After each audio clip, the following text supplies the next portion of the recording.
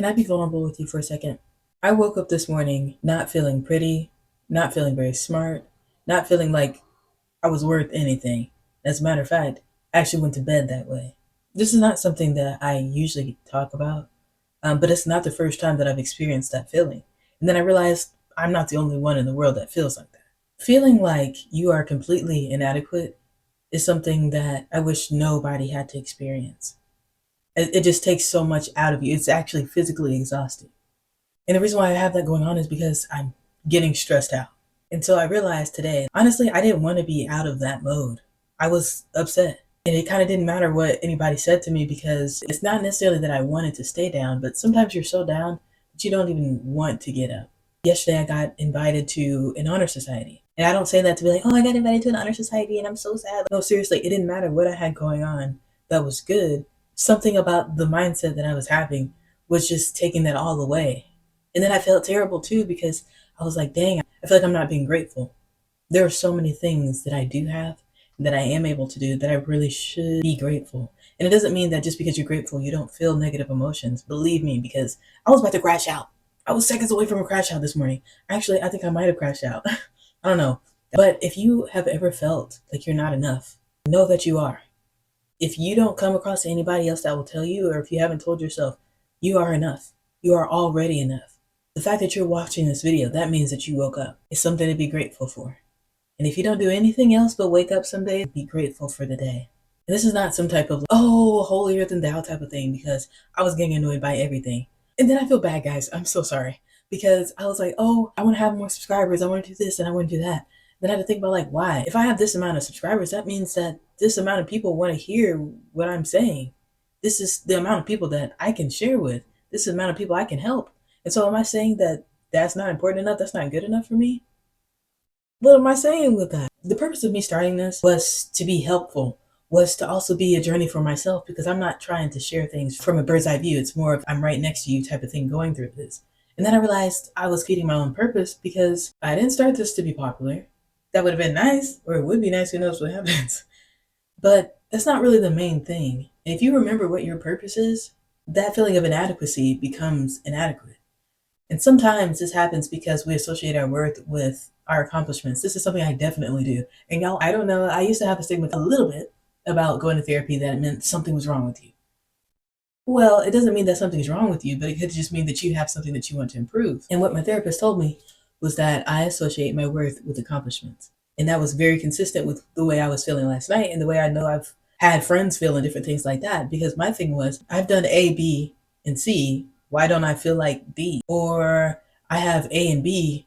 I also want C. And the problem with that is you'll never be happy if you don't know how to be grateful. It just is not going to happen. And if you associate your worth with your accomplishments, then if you don't accomplish something, that means you're not good. That's how it feels. And so because I didn't wake up with 100K, and it sounds spoiled, and that's because it is, but it's still valid. I woke up, I was like, I don't have 100K. I'm less than. I woke up and I was like, well, this is my real self. This is how I put myself out there. Does that mean that people don't like me? Does that mean, it doesn't mean that at all. And it doesn't matter. If I say this in a video and 5 people see it, perfect. If I say this in this video and 500 people see it, just as good. I'm grateful for all the things that I have and all the things that I don't have. If I had everything in the world that I wanted, every time I got it, I don't even know if it would be as satisfying. Just understand that you are enough. No matter what you may see on social media, what you may see out in the world, you are enough. You are the only you in the world. So it's best for you to act like yourself. Just be you. And I was feeling some type of way because I have a friend and I was kind of expressing, oh, like I don't feel like enough, yada yada yada. He's like, oh, well, I like your videos, yada yada, but you feel scripted. Oh, what? I was already down. You know what I mean? Like I felt like it just choked me with that comment. But like, here's the other thing. Don't think that my other videos aren't me. It is me. He goes on to say that maybe wasn't the right word. But when I started thinking about it, I think that even though it was me, it was like me trying to get to a certain place. So it was almost like I'm there, but I'm not fully there. I'm not present. Doing this, let me get done, yada, yada, yada, so I can do this, so I can do that. And then what am I going to do if I get 100K and I'm just being a passerby person? I don't want to be a vacant person. I saw this show on Netflix called Later Daters. And this lady was saying that one of the later daters, she didn't feel like home. She felt like an airport. That really stuck with me because sometimes I feel like I am that airport. I want to help, I want to do different things, but if I'm not fully present, am I actually doing that? If I get in front of this camera and make a video, make another one, and I edit and I just throw it up there, am I really serving the purpose I want to serve? So remember your purpose. You don't stand for anything. You will fall for everything. And I used to think that was like some stupid quote. And the reason why I thought it was stupid is because I was surrounding myself with a whole bunch of motivation this, motivation that. So it's always hustle, hustle. So you should be having this, you should be doing that. But at the same time, it's real. If you don't stand up, if you don't have a purpose, you will fall for everything. You will feel down for everything. And it doesn't mean fall as in fail. It's not a fail succeed. You will fall as in your feelings. You will fall with your confidence. Things will just drastically go down. So you need to remember your self-worth. If you invest your self-worth into something higher than yourself, it makes all the difference. Because for me, honestly, I was putting it all on me, not realizing that I've been given so many opportunities to be awesome, be great, that I was kind of discrediting them. And so what I'm saying to you is, you are enough. It doesn't matter what anybody else says. And honestly, you're not going to like this, but it doesn't matter how you feel. You are enough. And if you get mad at me, that's okay.